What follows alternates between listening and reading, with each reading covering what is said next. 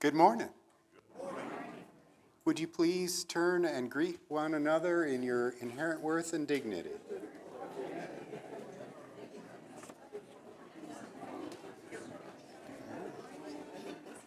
Yeah.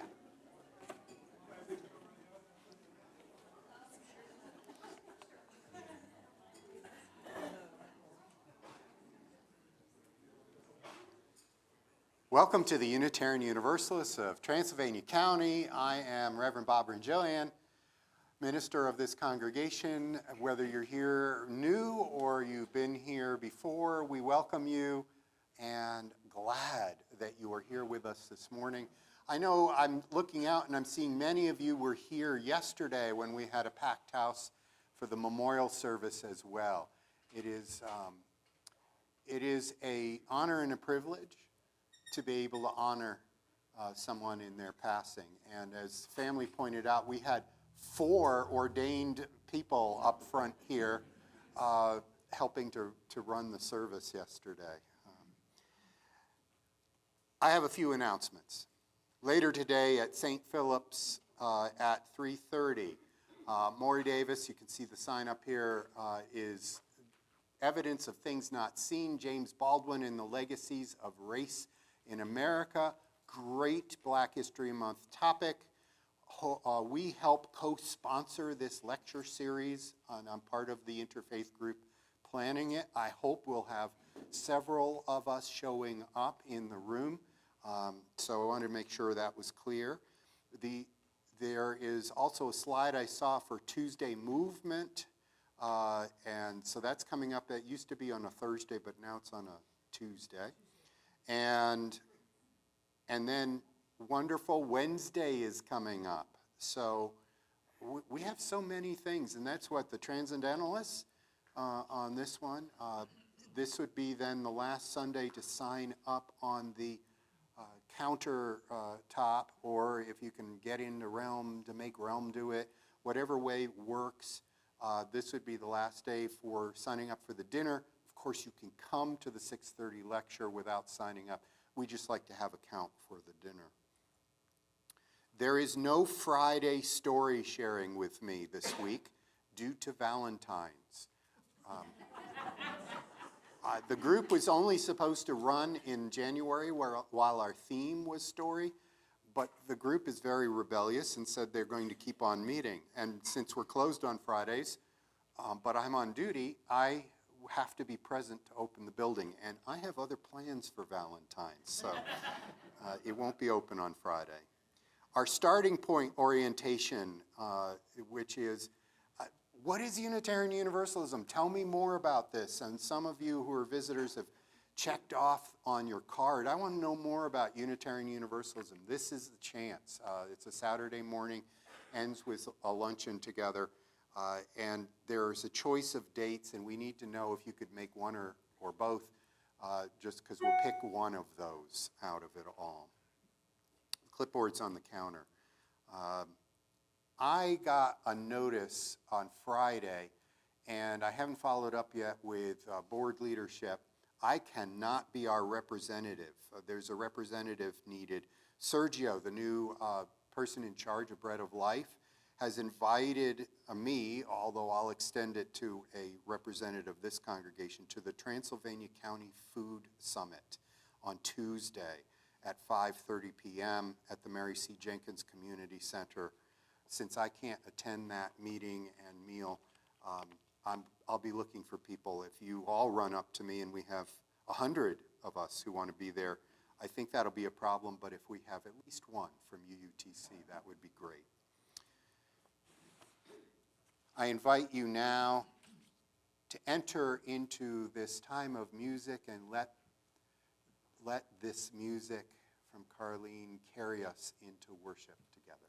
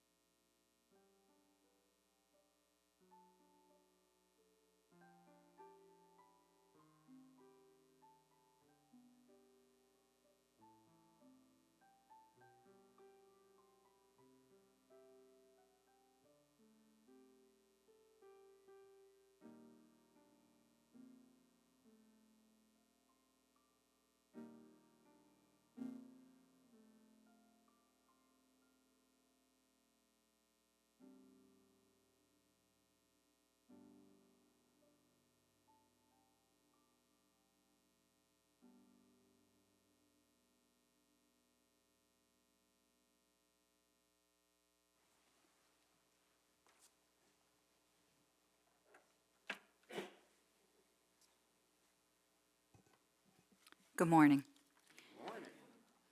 The chalice lighting words are by Ma Teresa Tet Gustillo Gallardo. Reverend Tet Gallardo is the first out lesbian and first trans president of the Unitarian Universalist Church of the Philippines. Reverend Tet has always worked to end oppression. As a student leader in Manila in the post-Marcos years, she advocated for migrant workers, for labor and land reforms, and for laws to reduce violence against women and children. As President Executive Minister, her priorities include a focus on climate change and decentralizing the UUCP so that the districts are more independent. She brings an anti-racist, anti-oppressive lens to her work, including addressing the persistent legacy of colonialism to her country. Please join me in reading these words in unison. We cast not our eyes below. We say to ourselves, we are how we came, wounded from struggles, triumphant in our survival, entitled by birthright to belong to this, the only humankind there is, saying, I am included, I belong, I am here, and I will be and do. I will breathe joy into a desolation. I will breathe peace into conflict. I will breathe life into destruction. I will be the earth I wish to see. I am growth and hope and glee.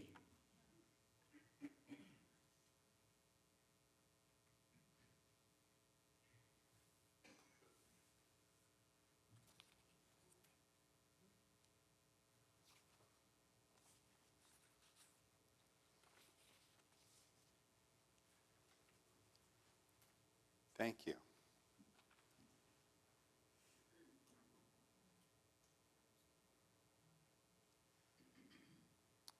We'll be lighting each of the candles for those notes that have been shared either online to me before this service or left here at this service. Let us start with the ones that I got online, and it matches the one that's written. A candle of joy for Alexia and David Blackwell, who are going to be the new owners of the Blue Ridge Bakery. It has been a lifelong dream of Alexia's, and this first week has been life-changing for them. Light a candle for that. Let's light a candle for Earl Rabb, who is home after surgery and doing well, and healing has started. Marge Doty asks us to light a candle for her 95-year-old mother, Marjorie Williams, who is in the hospital in Florida. She fell at home 2 weeks ago and is not bounding back. Prayers for her in whatever transition comes next. And let us light a candle for all those things not shared with us in notes today, but we know in our lives there are joys, there are sorrows, there is so much to share. May that glow help represent some of those things yet to be exchanged with one another. And in the glow of these candles, let us remember this is how we build community, by being open with one another and sharing our burdens and sharing our joys. Thank you.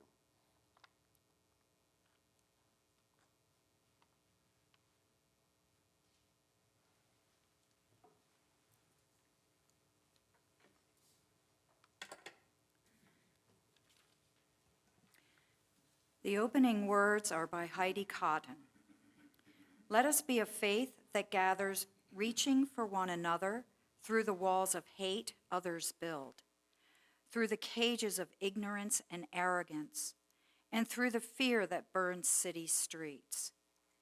Let us be a faith that sees a vision of a better world, more compassionate, more just, more holy, and with more love. There is a faith that binds up the broken, cauterizes battle wounds with the balm of peace, sings longer and louder than the trumpets of war. Let us be that faith too. Let us be the ones who do not tread lightly in this world, but light it up with our love, who hold up the mirror of worth and dignity, who are the sanctuary others seek. But first, let us be a faith that worships together, here, this morning, in this space, at this moment. Let us be a faith.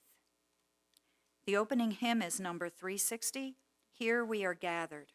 Please stand as you are able.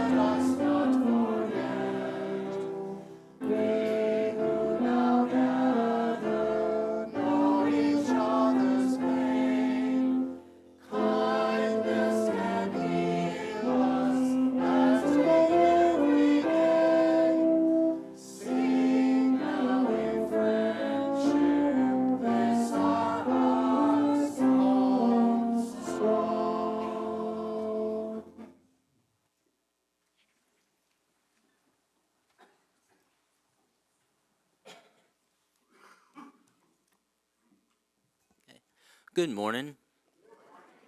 My name's Kevin, and I work with the kids and the youth here at UUTC. And today's story is called Milk and Sugar. And it's from Ancient Stories for Modern Times, 50 Short Wisdom Tales for All Ages by Faye Morgensen.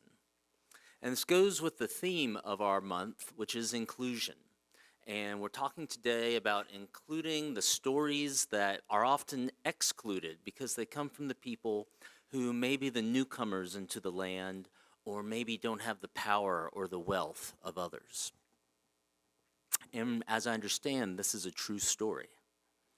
Well, a long time ago, about 1,400 years ago, there were the Parsi people living in Persia. Persia is today the modern-day states of Iran, Iraq, and some other countries. And they were a peace-loving people, but they had suffered for years and years of war. And they were wanting to preserve themselves and their religion, so they decided they had to set out to find another land. And they took to the seas. Well, they sailed for a long time, and eventually their boats landed in what is now modern-day India in the state of Gujarat. And there, they got off the boats, and they found that that land was already filled with people. Now, the king of that land was Jadhav Rana, And he was a good and just king, but he knew he couldn't let these new people in because they had enough going on in their own country as is, and they couldn't have new people, new immigrants coming in. But they didn't have a common language. They had no way to communicate with each other. So he started trying to think about how do we tell them that we are full up? And at this point, I realized I left my prop on the side. Jack, could you bring me that right there?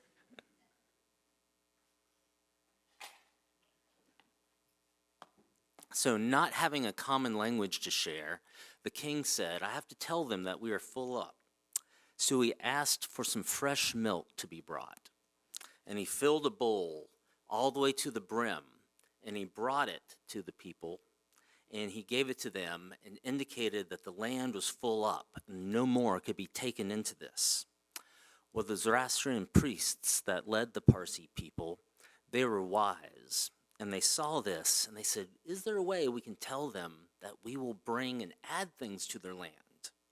So they came back to the king with the bowl of fresh milk, and they took sugar, and they put it gently into the milk, and they slowly stirred it into that warm, fresh milk.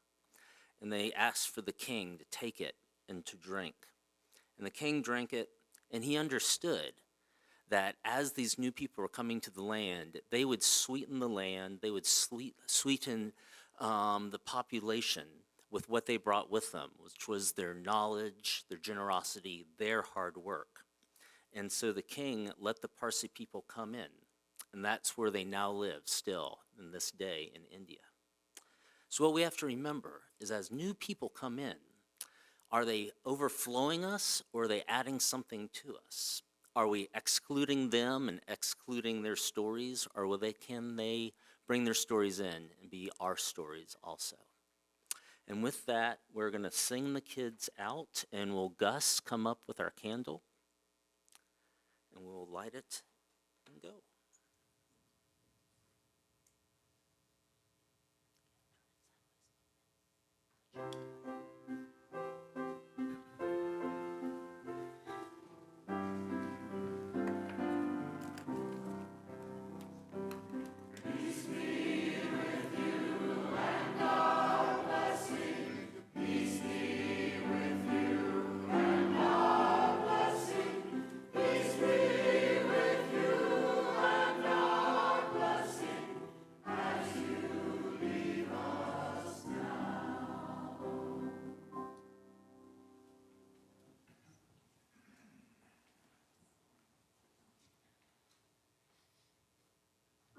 I'm hearing all sorts of things with out of the new director, Sergio, at the Bread of Life.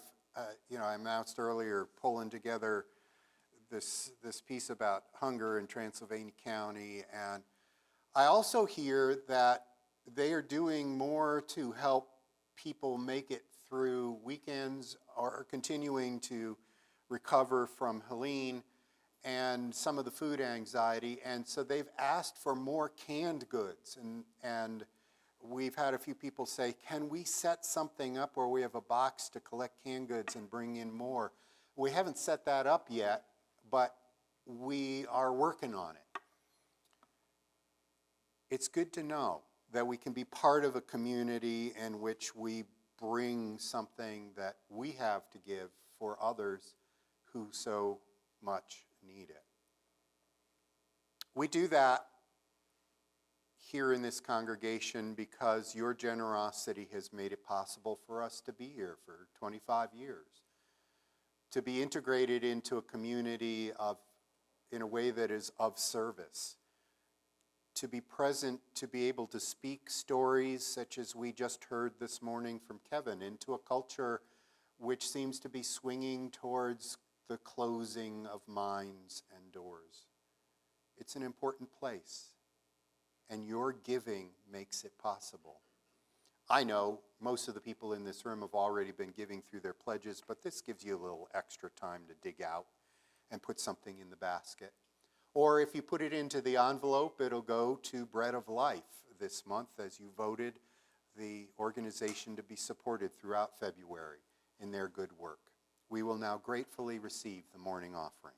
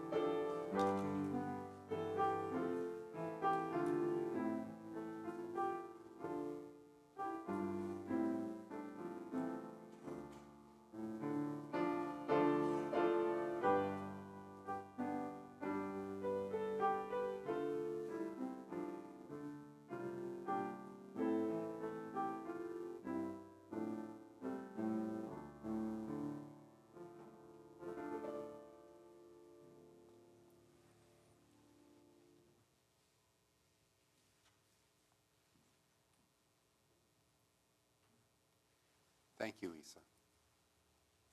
Thank you, Jane. For all that was given in love, we receive with great joy, and we say, thank you.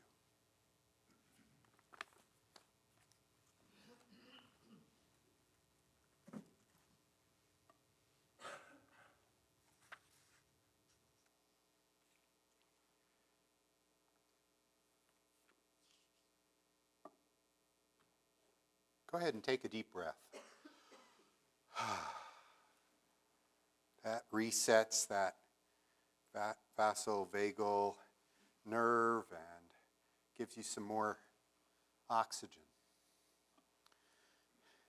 Go ahead and flex parts of your body that don't even know they needed flexing. Where do you keep your stress and your distraction? Center yourself in this space, in the beauty of this moment. For this, our prayer and meditation. Spirit of love and life, we who are gathered here this morning know that we are not alone. We are in community. In our coming and our going, it is noticed. For this we are grateful. For we know in isolation, in separateness, we are weaker, without support, defenses, and even more so, without the sweetness that others bring. Spirit of love and life, as we gathered here this morning, we understood the joys of brand new, life-changing events, new paths, new opportunities, dreams coming to fruition.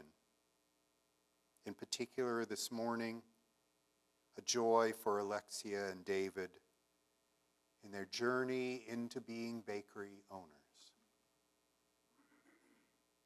We also know that there are those who are suffering in the hospital,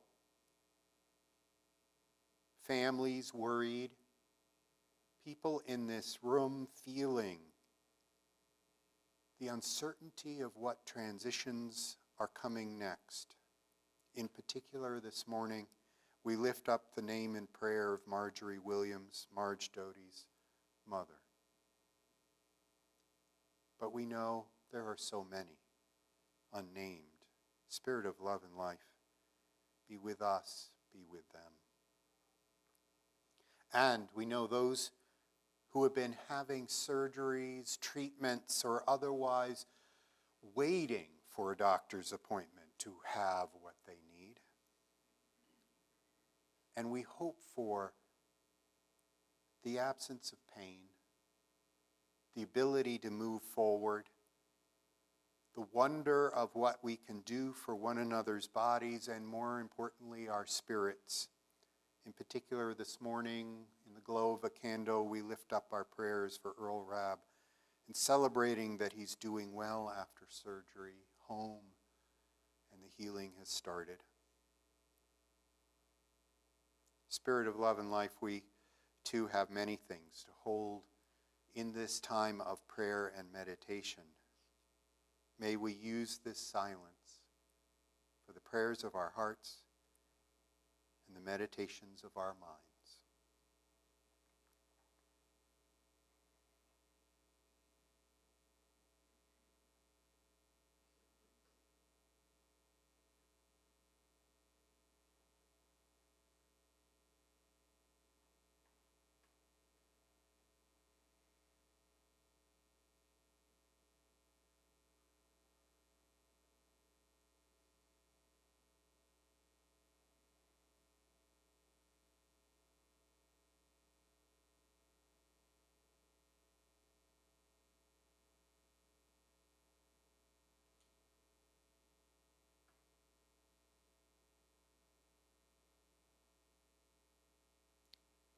the names of all those known and unknown, remembered and forgotten, in the names of all the helpers of humankind, we say, Amen, blessed be.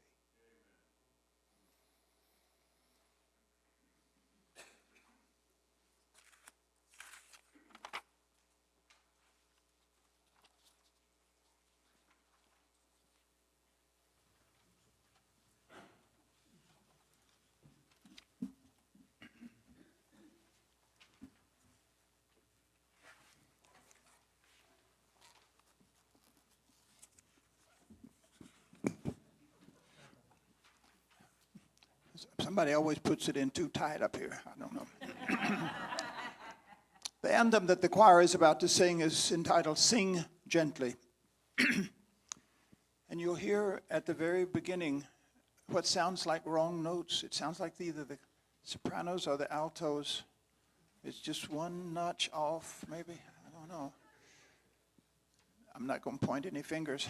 But that is actually the way it's written. Because the theme of this song, and I'm going to read you some inside parts of it in just a minute, is sing gently as one. And after all these, you see the sing here and sing there, and then the bassist sing, and if they find the right note, and then the altos sing, and coming in from all these rest. So we're each doing a thing, but just not working together. But then the final note is sing together, and everybody is on the same G. I think it's a metaphor really for not just singing, making music, but for living our lives. Here's some of the words inside of the text. May our singing be music for others, and may it keep others aloft. May we stand together always. May our voice be strong. May we hear the singing, and may we always sing along. Sing gently as one. And this is a brand new anthem. It was composed just 5 years ago in 2020.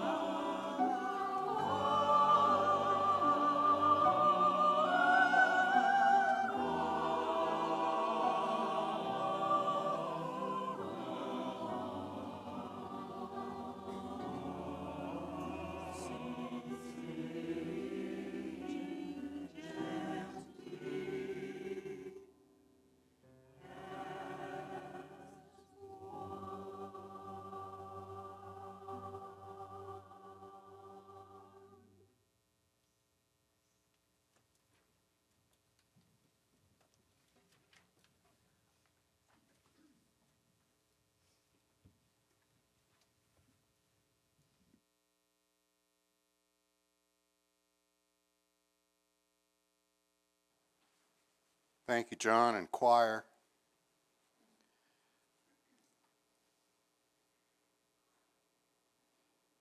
We've been at singing 2 days in a row in this space. Wednesday, too, for warming up.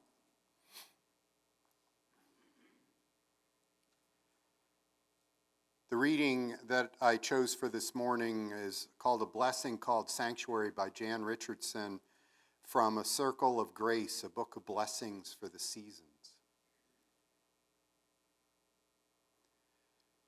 You hardly knew how hungry you were to be gathered in, to receive the welcome that invited you to enter entirely. Nothing of you found foreign or strange. Nothing of your life that you were asked to leave behind or carry in silence or in shame. Tentative steps became settling in, leaning into the blessing that enfolded you, taking your place in the circle that stunned you with its unimagined grace. You began to breathe again, to move without fear, to speak with abandon. The words you carried in your bones that echoed in your being, you learned to sing. But the deal with this blessing is that it will not leave you alone. It will not let you linger in safety, in stasis. The time will come when this blessing will ask you to leave, not because it has tired of you, but because it desires for you to become the sanctuary that you have found. To speak your word into the world, to tell what you have heard with your own eyes, seen with your own, heard with your own ears, seen with your own eyes, and known in your own heart. That you are beloved, precious, a child of God, beautiful to behold, and you are welcome and more than welcome here.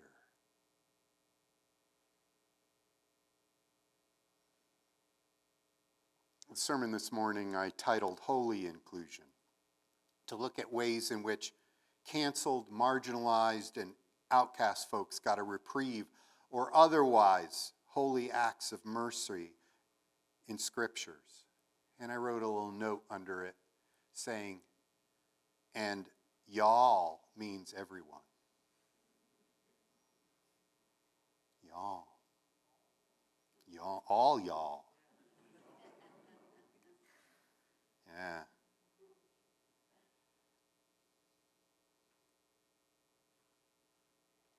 So I'm going to read some scripture pieces from the Abrahamic faiths as a part of this. I try to include various viewpoints, and you've heard some Jewish and Christian scriptures from me before, and I brought in some Buddhist stuff from back when I went on Buddhist retreat and followed up with it. And what you may not know, in theological school, we were required to have a Hebrew Bible course. We were required to have New Testament course, but we were also supposed to be getting world religions, and so I had Eastern religions course by a university professor, and from our own dean and others, Introduction to Islam and the Quran, and I was always told that I would fail the exam if I didn't spell Quran correctly, Q-U apostrophe R-A-N.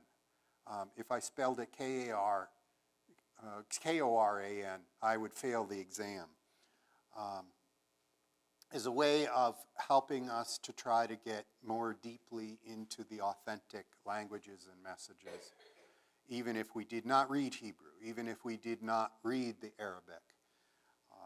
For those of you who don't know, if you have a book of the Quran, it will almost certainly have the Arabic and the English for you to read, and it will be called an interpretation, not a translation, an interpretation. Important thing here as I read interpretations of both the original Hebrew scripture and what wouldn't have been in English. I know. God wrote the King James Bible, right? With these and those and hast done this and all of that. No, it was always in a different language at first, the language of the peoples. And so what I bring to you is an interpretation that's come through scholars better than me and my own Unitarian Universalism telling me this is true.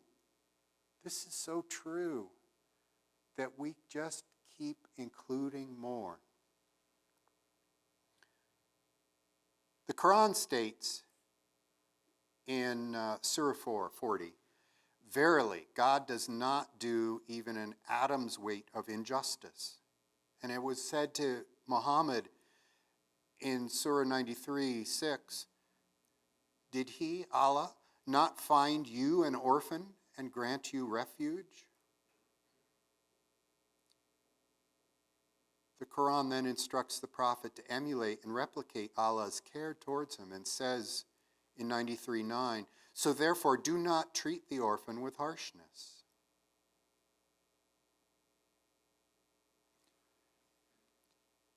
In society even today, we know that the structures set up to help raise children who do not have their birth parents or whose birth parents do not have the capacity to raise children appropriately. We know that we talk about children who slip through the cracks or how much of a struggle it is, or you get through foster care, you turn 18, maybe even before you've graduated from high school and you're now out of that system, and all of the things in which treating orphans with some kind of safety net and care is all of society to step up to, voluntarily, individually, or not. What's important in understanding what was written into the Quran for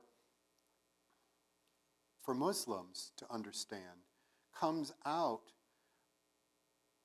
of a blessing of orphans, a mercy from Allah to Muhammad, but to be spread to everyone. What was it our reading said? You're not supposed to just stay here in this place that has welcomed you, but to go out and do more. Go and do likewise is something that Jesus always said to his disciples. Okay, here, we've done this. Now go and do likewise. Or to the crowds, go and do likewise. In the Quran, the idea that the blessing, the holy blessing of inclusion goes to those who are marginalized and for whom it is said, your society, your walk in life, if you are living your religion, if you are making it holy in the way you go about your life, you must do for others. You must do for others what you have found yourself welcomed into, or to bring to those that which you knew you lacked and you wished had been given to you. In Luke chapter 14, 13 and 14 says, "But when you give a feast, invite the poor, the crippled, the lame, the blind, and you will be blessed because they cannot repay you. For you will be repaid at the resurrection of the just." Do this, and you won't get paid by them. Do this, and you'll get a future reward. A blessing is promised. An inclusion.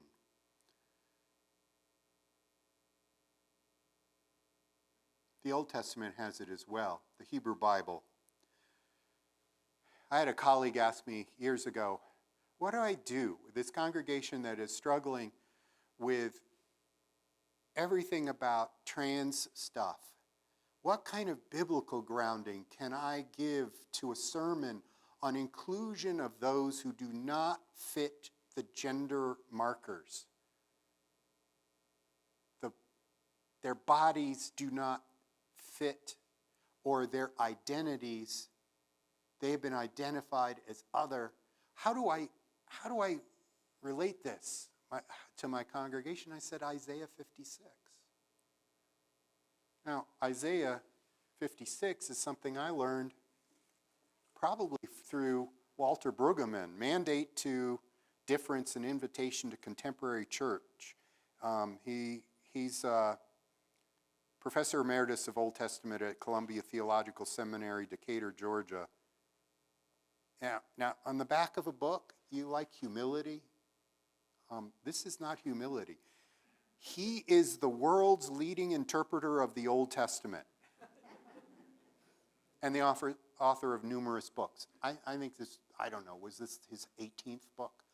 And then I don't know how many since then, 2, 3 times that many? I don't know.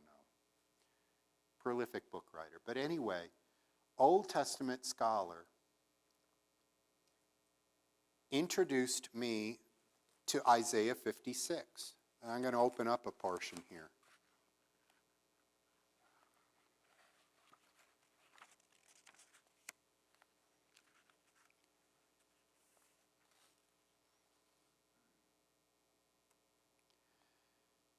In Isaiah 56, it says, "Thus saith the Lord, maintain justice, do what is right, for soon my salvation will come, my deliverance will be revealed.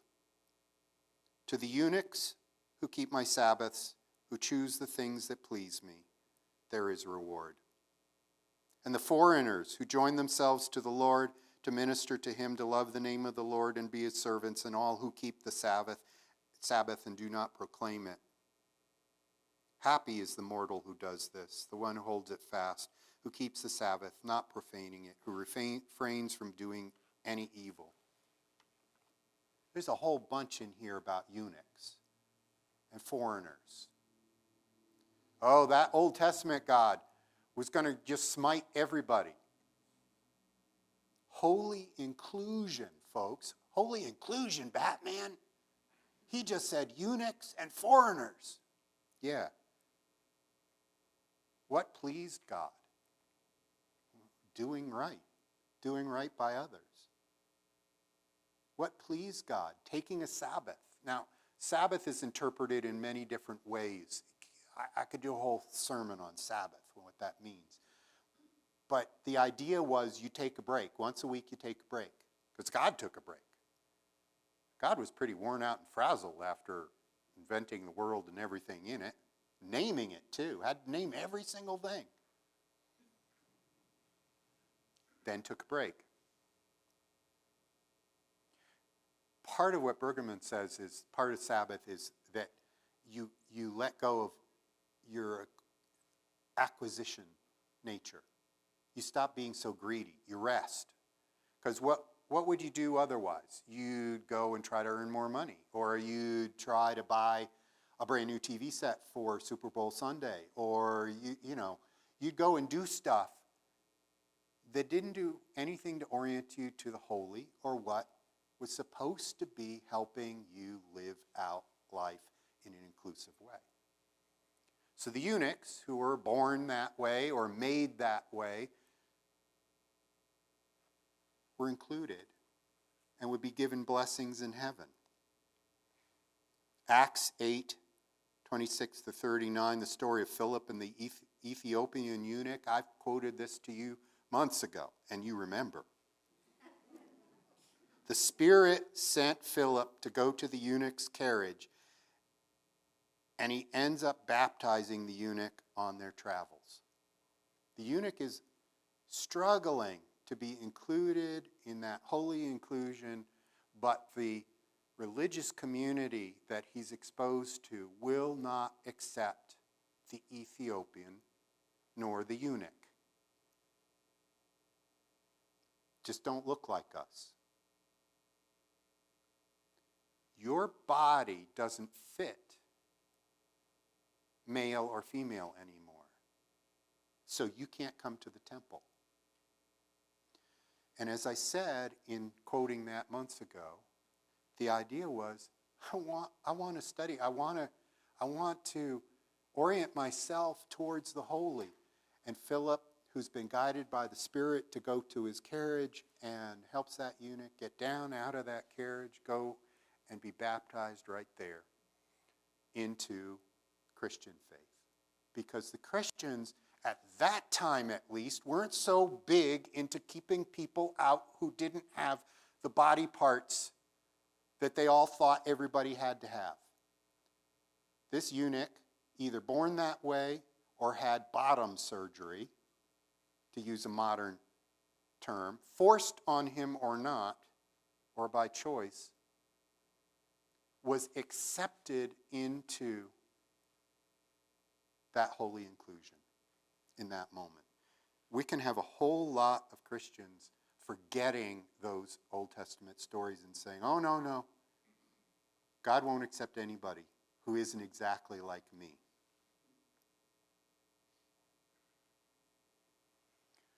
What are some of the other stories we know of where God seemed to not include people? Used as an excuse not to include people. I don't know, you got Sodom and Gomorrah? What happened? Sodom and Gomorrah were wiped out. And everybody stops with that story, and they don't go on to Ezekiel. And they don't go on to Ezekiel where God is saying in Ezekiel chapter 16, 49 and 50, this was the guilt of your sister Sodom city. Arrogance. She and her daughters had plenty of bread and untroubled tranquility, yet she did not support the poor and needy. Why was Sodom wiped out? According to God's word, it was because they were arrogant, didn't support the poor and needy. So that means we should really be against LGBTQ people, right? No. God's holy inclusion. And you know what God said in that same scripture? God said, I can completely bring Sodom back. Wiped out Sodom, I can completely bring it back. What is pointed out in most of the scholarship is that when you turn the page in the Bible, you suddenly find mercy has occurred. Somehow, something has bent towards more inclusion. There's a whole lot of bad stuff that goes on in there. And then suddenly you find an example in another verse that, well, Sodom wasn't so bad after all. I can completely restore it. And this was what was wrong with it. Holy inclusion means you have to take care of the whole, everybody. Old Testament or New Testament.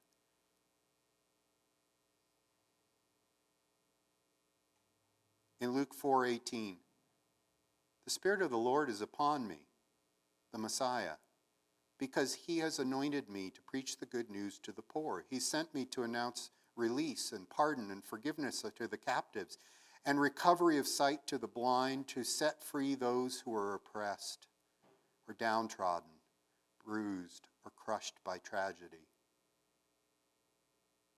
Do you realize in the book of Revelations, which Unitarian Universalists find almost no use in the book of Revelations, then in the book of Revelations, various chapters, at least 4 chapters, repeat an everyone theme, a great multitude that no one could number, from every nation, from all tribes and peoples and languages. Here, Bruggeman told me which verses they are.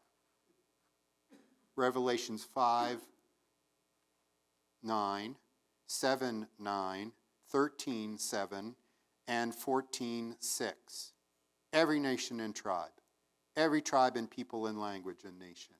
From all tribes and peoples and languages. Every one of them. Every one of them. All of them. That's holy inclusion.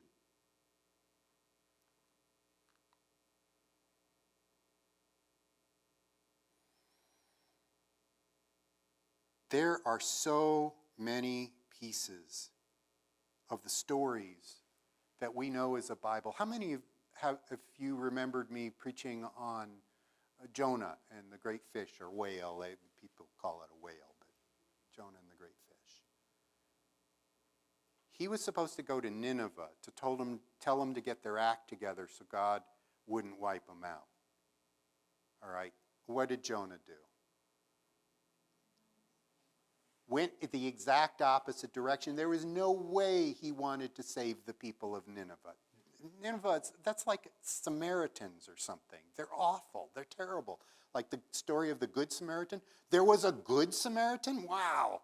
How could we know there would be a Good Samaritan? Well, the people of Nineveh, why would I want to prevent God from wiping out Nineveh? Jonah goes the other direction. Jonah doesn't, no, I'm not going to be sent on a message to help them be saved. But Nineveh gets saved. Nineveh pulls its act together. Maybe they're kind to strangers. Maybe they give their extra food to the hungry. Maybe they help the poor. Whatever it is that happens, Nineveh, the place that everybody knows nobody wants to save, is saved. Holy inclusion.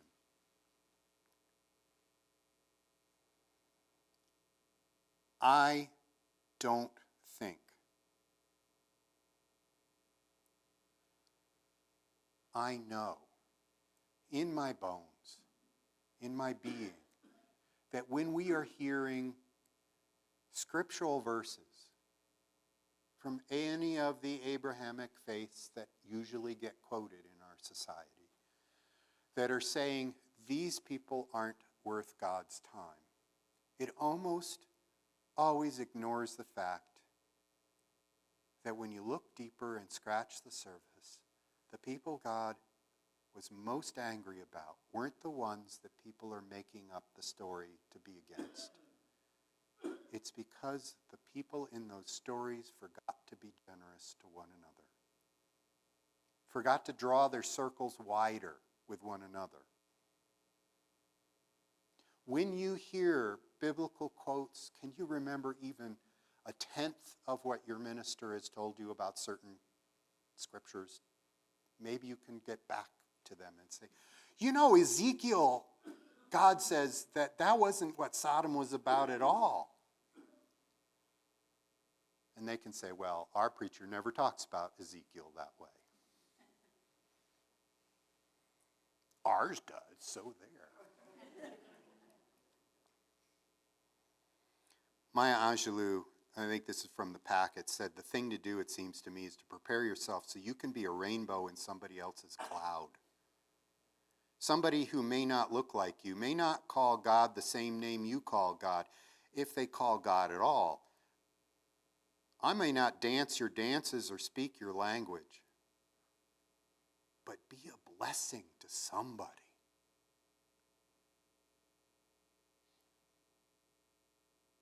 Yeah, be a blessing to somebody. All right, your favorite biblical verses were left out. Zacchaeus or the leper, or, you know, there's probably something I left out here, and that's fine.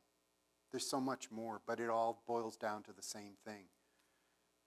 The people who are most likely to be marginalized by human society are the ones most likely to be demanded to be included by all that we hold holy. Thank you. Thank you for listening to this service,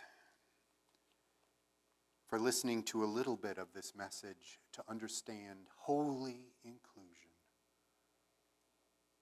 For you are loved and accepted, even and especially if you're told otherwise in this society. I invite you to rise and sing as you're willing and able, number 134, Our World is One World.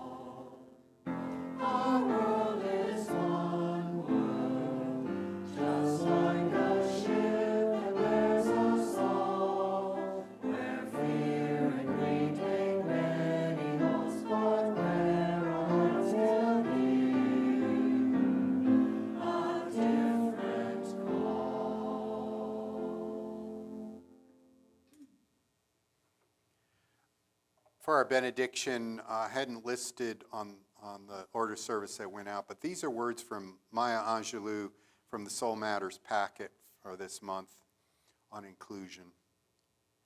Put the mantle of your protection around the bodies of the young and defenseless.